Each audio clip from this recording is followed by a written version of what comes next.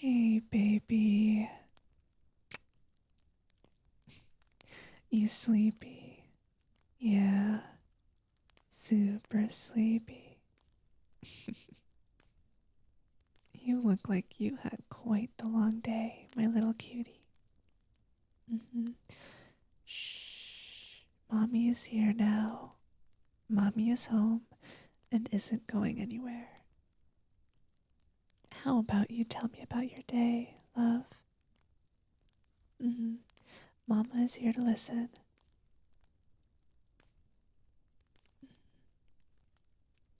Mm-hmm.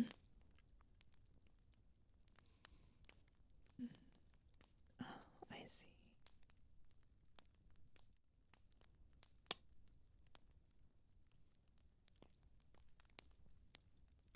Mm-hmm. I see. You certainly did have a busy day. Well, baby, you don't have to be all big, strong, and independent anymore. You're home, you're safe, and you're with mommy.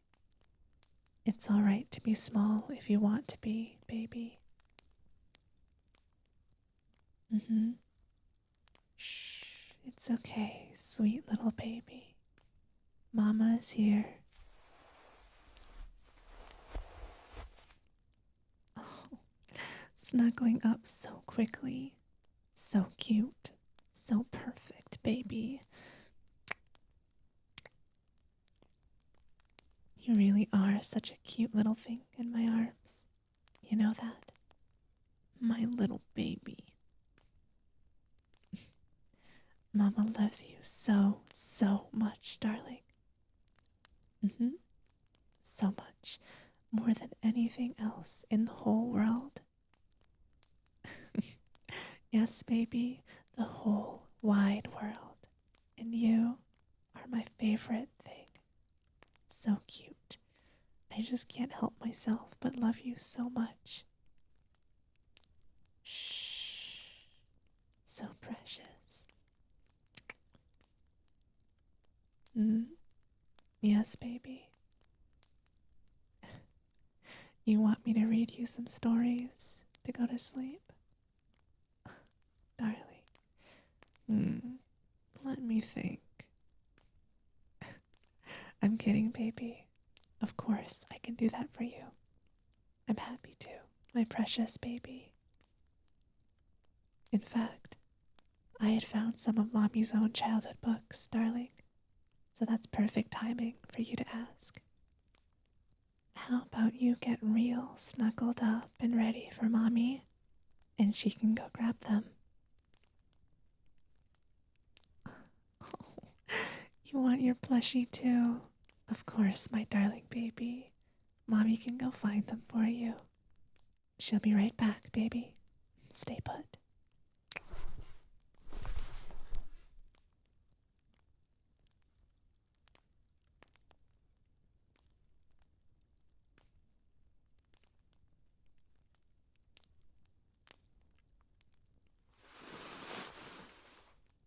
Hey, baby.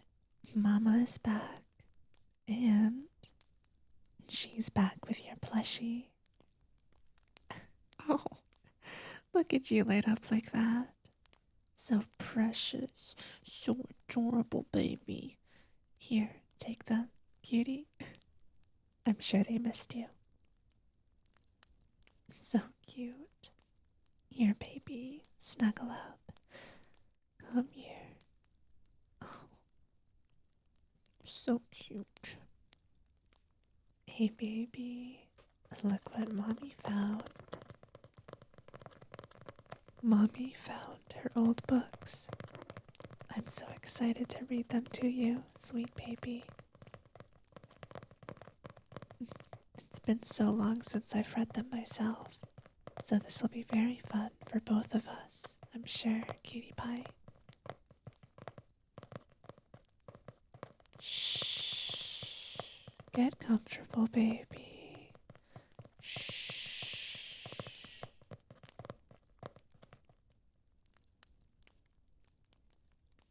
The Tale of Peter Rabbit.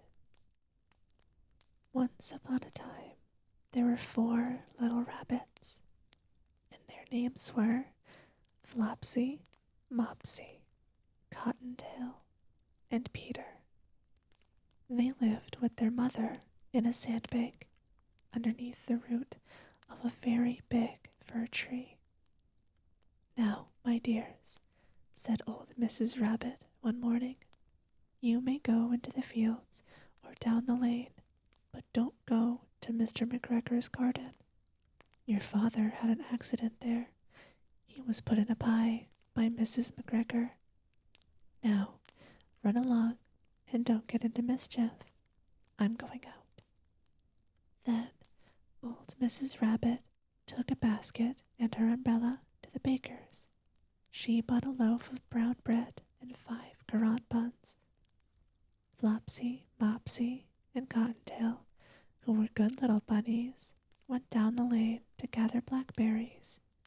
But Peter, who was very naughty, ran straight away to Mr. McGregor's garden and squeezed under the gate. First, he ate some lettuces and some French beans, and then he ate some radishes, and then, feeling rather sick, he went to look for some parsley. But round the end of the cucumber frame, whom should he meet but Mr. McGregor? Mr. McGregor was on his hands and knees planting out young cabbages, but he jumped up and ran after Peter, waving a rake and calling out, "Stop, thief!" Peter was most dreadfully frightened. He rushed all over the garden, for he had forgotten the way back to the gate. He lost one of his shoes among the cabbages and the other shoe amongst the potatoes. After losing them, he ran on 4 legs and went faster, so that I think he might have gotten away altogether if he did not unfortunately run into the gooseberry net and got caught by the large buttons on his jacket. It was a blue jacket with brass buttons, quite new. Peter gave himself up for lost and shed big tears, but his sobs were overheard by some friendly sparrows, who flew to him in great excitement and implored him to exert himself. Mr. McGregor came up with a sieve, which he intended to pop upon the top of Peter, but Peter wiggled out just in time, leaving his jacket behind him. He rushed into the tool shed and jumped into a can. It would have been a beautiful thing to hide in if it had not had so much water in it. Mr. McGregor was quite sure that Peter was somewhere in the tool shed, perhaps hidden underneath a flower pot. He began to turn them over carefully, looking under each. Presently, Peter sneezed. Mr. McGregor was after him in no time. He tried to put his foot upon Peter, who jumped out of a window, upsetting 3 plants. The window was too small for Mr. McGregor, and he was tired of running after Peter. He went back to his work. Peter sat down to rest. He was out of breath, trembling with fright. He had not the least idea of which way to go. Also, he was very damp with sitting in that can. After a time, he began to wander about, going lippity-lippity, not very fast, and looking all around. He found a door in a wall, but it was locked, and there was no room for a fat little rabbit to squeeze underneath. An old mouse was running in and out over the stone doorstep, carrying peas and beans to her family in the wood. Peter asked her way to the gate, but she had such a large pea in her mouth that she could not answer. She only shook her head at him. Peter began to cry. Then he tried to find his way straight across the garden, but he became more and more puzzled. Presently, he came to a pond where Mr. McGregor filled his water cans. A white cat was staring at some goldfish. She sat very, very still, but now and then the tip of her tail twitched as if it were alive. Peter thought it best to go away without speaking to her. He had heard about cats from his cousin, little Benjamin Bunny. He went back towards the tool shed, but suddenly, quite close to him, he heard the noise of a hoe. Scratch, scratch, scratch, scratch. Peter scurried underneath the bushes, but presently, as nothing happened, he came out and climbed upon a wheelbarrow and peeped over. The first thing he saw was Mr. McGregor hoeing onions. His back was turned towards Peter, and beyond him was the gate. Peter got down very quietly off the wheelbarrow and started running as fast as he could. Mr. McGregor caught sight of him at the corner, but Peter did not care. He slipped underneath the gate and was safe at last in the wood outside the garden. Mr. McGregor hung up the little jacket and shoes for the scarecrow to frighten the blackbirds. Peter never stopped running or looked behind him till he got home to the big fir tree. He was so tired that he flopped down upon the nice soft sand on the floor of the rabbit hole and shut his eyes. His mother was busy cooking. She wondered what he had done with his clothes. It was the second little jacket and pair of shoes that Peter had lost in a fortnight. I am sorry to say that Peter was not very well during the evening. His mother put him to bed and made him some chamomile tea, 1 tablespoon to be taken at bedtime. But Flopsy, Mopsy, and Cottontail had bread and milk and blackberries for supper. Shh, it's okay, baby. Mommy's still here. Mommy is right here. Mommy still has one more story to go through. Don't worry, baby. Shh. It'll be okay. It'll be just fine, my darling baby.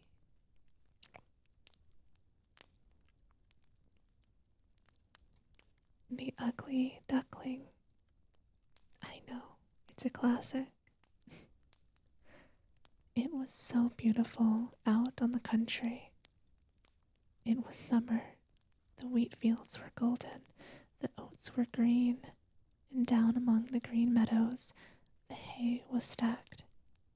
There the stork minced about his red legs, clacking away in Egyptian, which was the language his mother had taught him.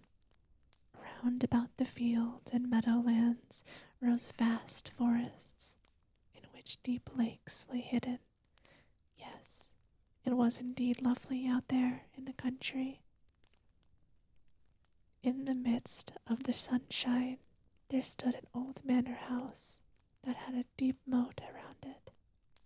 From the walls of the manor, right down by the water's edge, great burdock leaves grew, and there were some so tall that little children could stand upright beneath the biggest of them.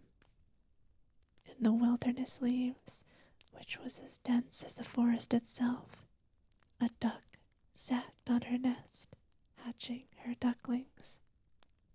She was becoming somewhat weary, because sitting is such a dull business, and scarcely anyone came to see her.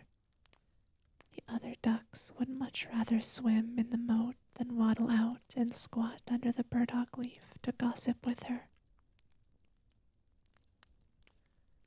But at last, the eggshells began to crack, one after another. Peep, peep, said the little things, as they came to life and poked out their heads. Quack, quack, said the duck, and quick could be, they all waddled out to have a look at the green world under the leaves. Their mother let them look as much as they pleased, because green is good for the eyes. How wide the world is, said all the young ducklings, for they certainly had much more room now than they did when they were in their eggshells. Do you think this is the whole world? Their mother asked. Why, it extends on, clear across to the other side of the garden and right on to that parson's field, though that is the furthest I have ever been. I do hope you are all hatched, she said as she got up. No, not quite all. The biggest egg still lies here. How much longer is this going to take? I am really rather tired of it all, she said, but she settled back on her nest. Well, how goes it? Asked an old duck who came to pay her a call. It takes a long time with that one egg, said the duck on the nest. It won't crack, but look at the others. They're the cutest little ducklings I've ever seen. They look exactly like their father, the wretch. He hasn't come to see me at all. Let's have a look at the egg that won't crack, the old duck said. It's a turkey egg. You can take my word for it. I was fooled like that once myself. What trouble and care I had with those turkey children, for I may as well tell you, they are afraid of the water. I simply could not get them into it. I quacked and snapped at them, but it wasn't a bit of use. Let me see the egg. Certainly, it's a turkey egg. Let it lie, and go teach your other children to swim. Oh, I'll sit a little longer. I've been at it so long that I may as well sit here half the summer. Suit yourself, said the old duck, and away she waddled. At last, the big egg did crack. Peep, said the young one, and out he tumbled, but he was so big and ugly. The duck took a look at him. That's a frightfully big duckling, she said. He doesn't look the least like the others. Can he really be a turkey baby? Well, I'll soon find out. Into the water he shall go, even if I have to shove him myself. Next day, the weather was perfectly splendid, and the sun shone down on all the green burdock leaves. The mother duck led her whole family down to the moat. Splash, she took to the water. Quack, quack, said she, and one duckling after another plunged in. The water went over their heads, but they came up in a flash and floated to perfection. Their legs worked automatically, and they were all there in the water. Even the big, ugly gray one was swimming along. Why, that's no turkey, she said. See how nicely he uses his legs, and how straight he holds himself. He's my very own son after all, and quite good-looking if you look at him properly. Quack, quack, come with me. I'll lead you out into the world and introduce you to the duckyard. But keep close to me so that you won't get stepped on, and watch out for the cat. Thus, they sallied into the duckyard, where all was in an uproar because two families were fighting over the head of an eel. But the cat got it, after all. You see, that's the way of the world. The mother duck licked her bill because she wanted the eel's head for herself. Stir your legs, bustle about, and mind that you bend your necks to that old duck over there. She is the noblest of us all, and has Spanish blood in her.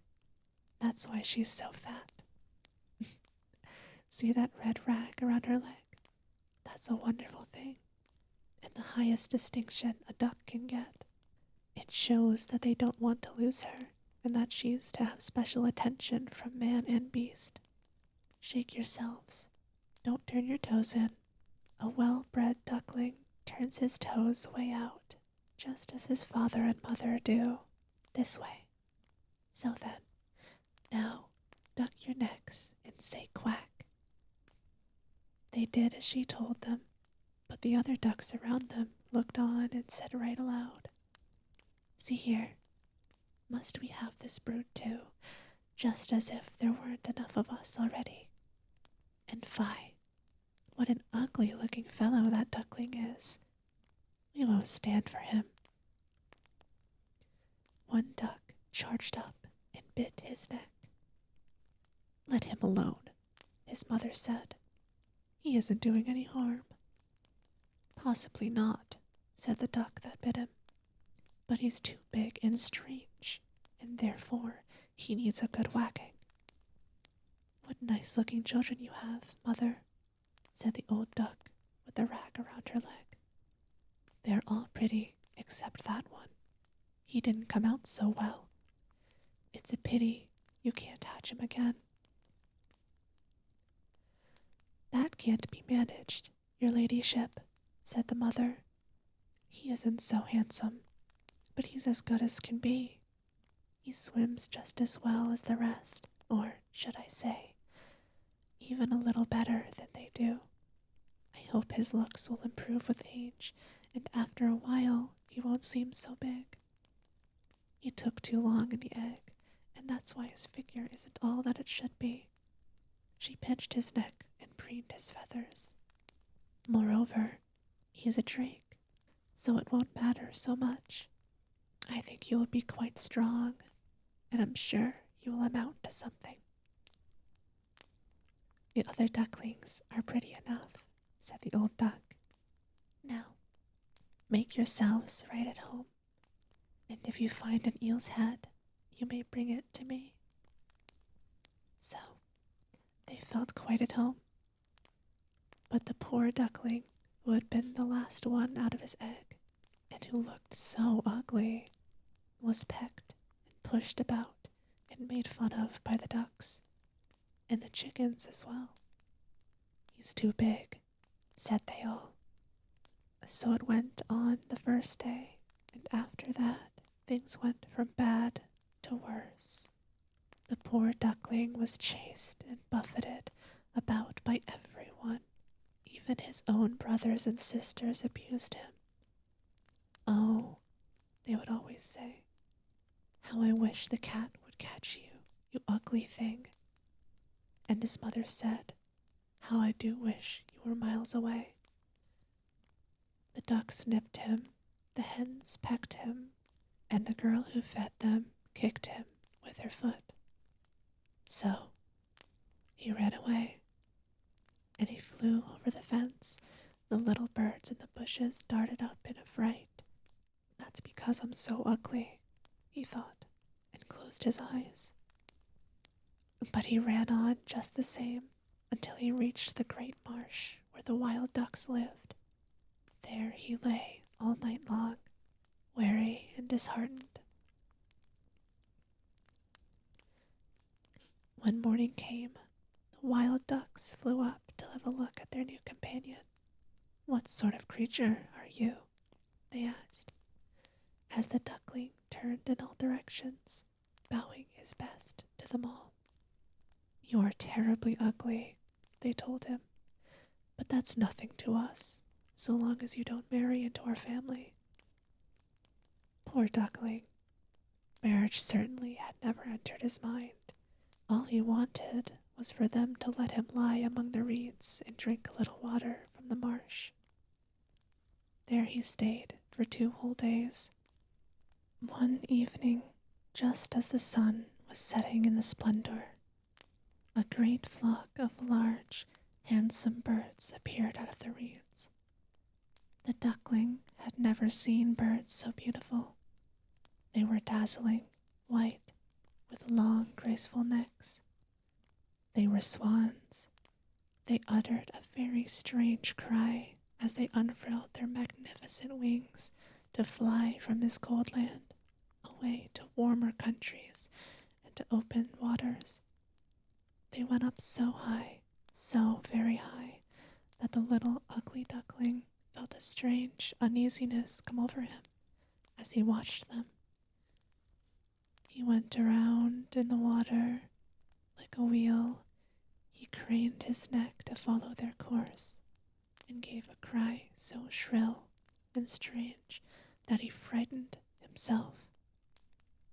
When he could no longer see them, he dived to the very bottom, and when he came up again, he was quite beside himself. He did not know what birds they were, or whither they were bound, yet he loved them more than anything he had ever loved before. It was not that he envied them, for how could he ever dare dream of wanting their marvelous beauty for himself? He would have been grateful if only the ducklings would have tolerated him, the poor ugly creature. The winter grew so cold, so bitterly cold, that the duckling had to swim to and fro in the water to keep it from freezing over. But every night, the hole in which he swam kept getting smaller and smaller. Then it froze so hard that the duckling had to paddle continuously to keep the crackling ice from closing in on him. At last, too tired to move, he was frozen fast in the ice. Early that morning, a farmer came by, and when he saw how things were, he went out onto the pond, broke away the ice with his wooden shoe, and carried the duckling home to his wife. There the duckling revived, but when the children wished to play with him, he thought they meant to hurt him. Terrified, he fluttered into the milk pail, splashing the whole room with milk. The woman shrieked and threw up her hands as he flew into the butter tub and then in and out of the meal barrel. Imagine what he looked like now. The woman screamed and lashed out at him with the fire tongs.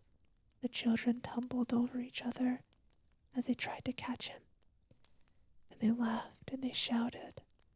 Luckily, the door was open, and the duckling escaped through it into the bushes, where he lay down in the newly fallen snow as if in a daze.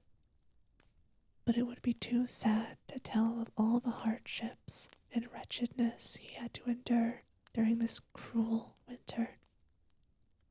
When the warm sun shone once more, the duckling was still alive among the reeds in the marsh. The larks began to sing again. It was beautiful springtime. Then, quite suddenly, he lifted his wings. They swept through the air much more strongly than before, and their powerful strokes carried him far. Before he quite knew what was happening, he found himself in a great garden where apple trees bloomed. The lilacs filled the air with sweet scent and hung in clusters from long green branches that bent over a winding stream. Oh, but it was lovely here, in the freshness of spring. From the thicket before him came 3 lovely white swans. They ruffled their feathers and swam lightly in the stream. The duckling recognized these noble creatures, and a strange feeling of sadness came upon him. I shall fly near these royal birds, and they will peck me to bits, because I, who am so very ugly, dare to go near them. But I don't care. Better be killed by them than to be nipped by the ducks, pecked by the hens, kicked about by the hen-yard girl, or suffer such misery in the winter. So he flew into the water and swam toward the splendid swans. They saw him and swept down upon him with their rustling feathers raised. "Kill me," said the poor creature, and he bowed his head down over the water to wait for death. But what did he see there, mirrored in the clear stream? He beheld his own image, and it was no longer the reflection of a clumsy, dirty, gray bird, ugly and offensive. He himself was a swan. Being born in a duck yard does not matter, if only you are hatched from a swan's egg. He felt quite glad that he had come through so much trouble and misfortune, for now he had a fuller understanding of his own good fortune and of beauty when he met with it. The great swans swam all around him and stroked him with their bills. Several little children came into the garden to throw grain and bits of bread upon the water. The smallest child cried, "Here's a new one." The others rejoiced. Yes, a new one has come. They clapped their hands, danced around, and ran to bring their father and mother. And they threw bread and cake upon the water, while they all agreed, the new one is the most handsome of all. He's so young and good-looking. The old swans bowed in his honor. Then he felt very bashful, and tucked his head under his wing. He did not know what this was all about. He felt so very happy, but he wasn't at all proud, for a good heart never grows proud. He thought about how he had been persecuted and scorned, and now he heard them all call him the most beautiful of all beautiful birds. The lilacs dipped their clusters into the stream before him, and the sun shone so warm and heartening. He rustled his feathers and held his slender neck high as he cried out with full heart, "I never dreamed there could be so much happiness when I was the ugly duckling." My precious baby, you look so peaceful. I'm glad I could help put you to bed, love. Mommy will stay here with you all night, just for you. When you wake, Mommy will be here. I love you, darling. I hope you have an amazing